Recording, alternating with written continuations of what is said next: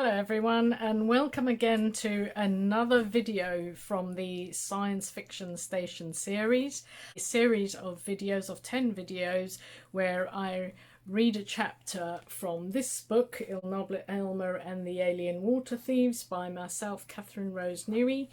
And there are matching worksheets for you to download from my website, catherinerosenewey.com. Your parents and carers just have to sign up there and they'll have access to all the worksheets, and there's quite a lot, as well as the Science Fiction Station worksheets.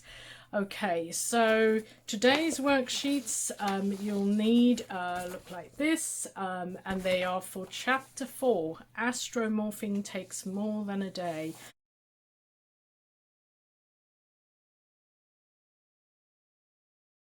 There are 2 pages that you'll need to sign up for and download before I read the chapter. Now, for some of you might have the older version of the Il Noblet book, in which case this was chapter 3 before, but it is now chapter 4 in the latest edition of the book. Most of the book is exactly the same, just some of the chapters have changed around, that's all. So you won't be missing out if you have an older version of the book. Okay, so before I read from today's chapter, chapter 4, I'm just going to go briefly over the worksheets and what you'll have to do while you're listening to the chapter.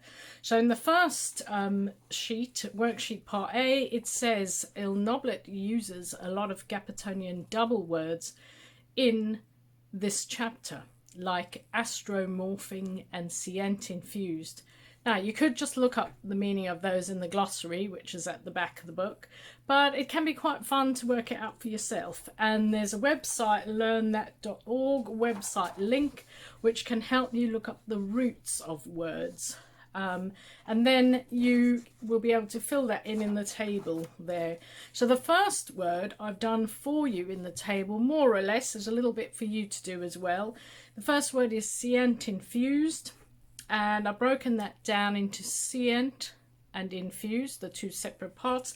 And then the root word of scient is psi, which means knowledge. I looked it up in the in that website link. And the other root word is fuse, or fuse without the e, which you can look up. There's a space for you to write it. And then once you know the meaning of the root words, you can work out more or less what the double word scient infused means. It probably means something like knowledge added in or knowledge mixed in. Then as you listen to me reading the chapter, you'll be able to pick any other Gapetonian double word that you hear, pop it into the table, look up the root meanings and work out what you think the meaning is. And then you've got space at the bottom of the table there on the third row for you to make up your own double word. So anything you want, you can look up roots at the website, or you can just make up any double word you like to use. At the bottom of the worksheet of Part A, we're going to talk about writing your own 100-word story, and that will be exactly 100 words, no more, no less, but we'll talk about that after I've finished reading. Okay, so let's get to Chapter 4 for today. And you're welcome to read along if you have the book. Chapter 4. Astromorphing takes more than a day. So you might be wondering if I had any say in what I would become or which planet in the universe I would be sent to. No, I didn't. But that's just the way it is with all Gapetonians. We get morphed, scient infused and astromorphed to somewhere in the universe which is important, because we have a mission to collect information there. So really, it's quite exciting to go somewhere new and different and have such a special job. Like a spy, only better. I vaguely remember some of my life back on Gapeton. It is a little like a distant memory, though, a bit fuzzy in my head, because it's not important information to me for my life here, I suppose. I do sometimes daydream and try to remember and wonder what it will be like to go back one day, which I will have to do eventually.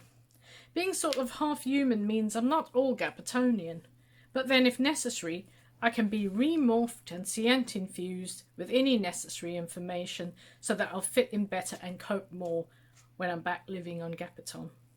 It sounds easy, almost too easy, but it won't be a completely smooth transition because of how I was programmed and osmotized. Our Gapiton scientists warned us already before we left there. You can't live in one place of the universe in a certain time without that space-time continuum having some effect on your body, thoughts and genetics. We call it biogeme. So I guess there'll always be a part of me that's Earthian now. Gapetonians come in all different varieties. They have to, of course, because many are destined to be sent to and symbiotically osmotize into life on other planets. So there isn't really one kind of being that I could describe which would be exactly how a Gapetonian looks. Over many eons, Gapetonians have also mutated and osmotized to such an extent that we've changed ourselves forever. For the better, hopefully. The only thing I could say about Gapetonians is we mostly have 2 legs, 2 arms and 1 sea-end cavity. Oh, and we're also very smart and have developed bio-merge technology from all the things we've learnt from others along the way. By secretly living on other universals' planets, we've picked up a lot about getting on with others and evolving our and their society and science. We've been able to assimilate a lot of important and good information from all over the universe to advance our own civilization. Naturally, this has not always been welcomed by other universals. We've had a few wars too.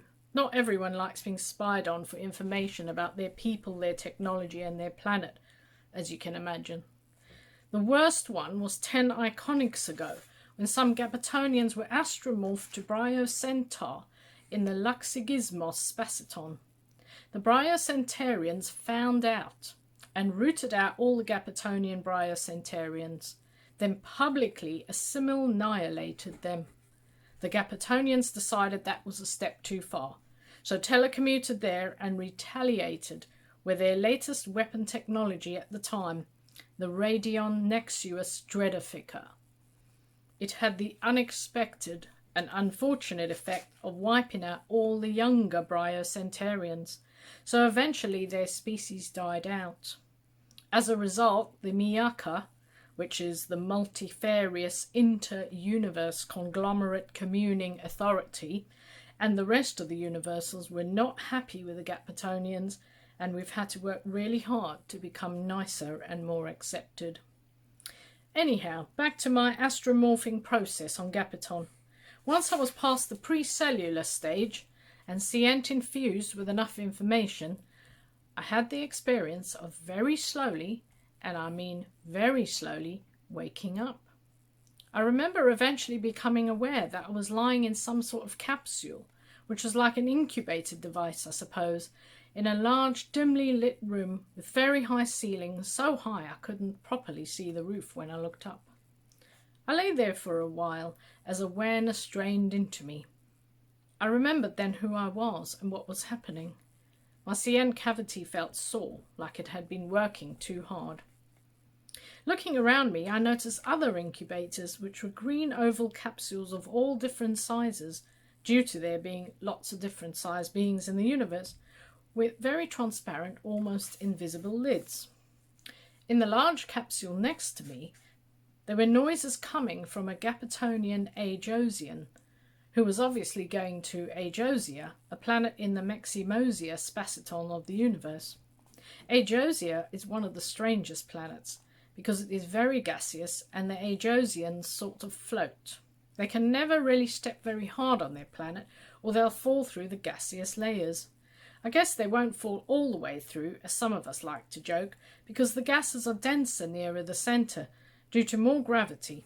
But then you knew that already. They teach things like gases, density and gravity in Earthian schools. Anyhow, this Ajosian-bound Gapetonian was just waking up, but seemed to be having some trouble. Every time he tried to move, he started floating, more like flying. This seemed to bother him, because he called out in frustration in his new Ajosian language, which I didn't fully understand. I carefully climbed out of my capsule, but it felt really strange to be in an Earthian boy's body. I almost fell because I was struggling to get used to using my Earthian arms and legs. It felt like I had about 10 of them instead of 4. I sort of tiptoed and hobbled over to the new Ajosian's capsule. I recognised him as Kujakainen, a Gapatonian I knew, because I sensed his presence. He was turning his huge Ajosian head side to side, moaning in that low Ajosian howl.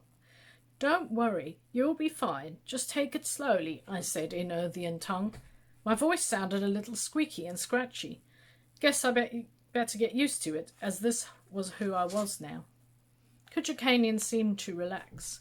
Although he didn't speak Earthian, he sensed I was letting him know it was okay. I carefully turned towards the exit doors at the far end of the incubator room, and the scientists looking after all the growing pre-cellulars came to fetch me and the other Gapatonians who were ready for the next phase of our preparation. After resting for a short while, we then all had to attend school. Not just any sort of school, and not like your schools, it was definitely better. This was where we learnt about the planet and culture we were going to be astromorphed into. Although the scientists had infused us with almost everything we needed to know, from all the knowledge the Gapatonians had gathered over many Ikonics, there were still things to be fine-tuned, like practicing talking in our new languages and trying out various movements with our new bodies, so that we looked and moved just like the beings on the planets we were going to. And the best part of the school was practicing and getting used to our bio-merge technology, like Lumi vision, so that we could use it properly if we were ever in danger and needed it. I got into trouble one day because I tried out my Lumi vision in daylight and too near to some Gapatonian Tewinsians who have 5 very sensitive eyes. Even though they were wearing special eye protectors, luckily their destiny planet is in darkness most of the time, my Lumi vision resulted in them all throwing themselves to the ground and emitting their high-pitched danger call all together as if one voice. Tewinsians always stay in groups and communicate together in complete synchronicity. I was then marched off and given a lecture about how I should always be aware of who or what was around me and how my biotech was for emergency situations only and not just for using whenever I felt like it. The Gapatonian Tewinsians didn't forget me. Every time I came across them while we were training, they would instantly throw themselves to the ground in one movement and screech together. This was even though I wasn't doing anything and not even looking at them. I got embarrassed because obviously everyone else kept staring at me and either laughed, if it was amusing to them, not all universals have a sense of humour, or talked in hushed tones if they could, or avoided me too. At least Kujakainen, the Gapatonian Ajosian, was my friend. Well, obviously we didn't speak the same language anymore, but we understood each other through a sort of scient telepathy. He got used to the floating feeling and was quite good now at flying and stepping lightly alongside me as we made our way around the training facility. I think we were friends because Gapatonian Ajosians do find some things funny in a similar way to Earthians. When no one was watching, we had fun pretending to be the Gapatonian Tewinsians, throwing and floating ourselves to the ground and screaming and howling together. Finally, our training finished. We'd been here for 100,000th Iconic, which is about 2 Earthian months, so our group was allowed to graduate. We were almost ready for life on another planet. Okay, so did you manage to identify any more of the Gapatonian double words? Well, you'll now get a chance to complete that table on Worksheet Part A, and I'm going to now talk about activities 2 and 3. So at the bottom of Worksheet Part A, it says, now write a 100-word story using some of the above words. Not 99 words, not 101 words, exactly 100 words. If you type your story in a word processor like Microsoft Word, it will count your words for you. Don't forget to have a start, middle and ending. And there is an example of a 100-word story over leaf on Worksheet Part B, which I'll talk about in a minute. If you use any Gapatonian double words in your story, as long as you put a hyphen between them without any spaces, that counts as one word, by the way. Okay, so moving on to worksheet part B, which looks like that. There's an example of a 100-word story. So you can read that story about Pancake Day, and then you get to write your own 100-word story. So you can write it about anything you like. You can even include some Gapatonian double words in it if you want to. Just make sure it's 100 words. And you can either handwrite that or type it on a separate piece of paper. And then activity 3 says, towards the end of the chapter, Il Noblet talks about a Gapatonian measure of time called an iconic. In fact, I think he mentions it more than once in that chapter, doesn't he? Why do you think they call measures of time iconics? So the hint is, what does iconic normally mean in modern times? Perhaps look it up in a dictionary. And how does this relate to time? So have a bit of a think, maybe a bit of a discussion about that. And then there's a bit of number work there for you, which you may need to use a calculator for. Il Noblet gives us the conversion of iconics to Earth months. So right in almost the very last paragraph of that chapter that I've just read, he tells us that 100,000 iconic is the same as Earth months. Okay, so you'll need to maybe rewind and listen or read it in your book. And then you get a chance to work out how many iconics are in one Earth year. So you'll need to do some calculation there. And also, how many iconics old are you? So converting your Earth year's age into iconics. And there's also, finally, a web link down at the bottom for some fun maths games and activities broken down into different age groups, right from ages 3 to 11. So have fun with that. If you want to send me any of your work, show me what you've been doing, ask your parents and carers to either go and contact me via my website, catherineroseneary.com, or to reply to any of the newsletter emails that I send them when they sign up for my worksheets. And I hope that you enjoyed that, and I look forward to seeing you next time for chapter 5. Okay, bye, over and out.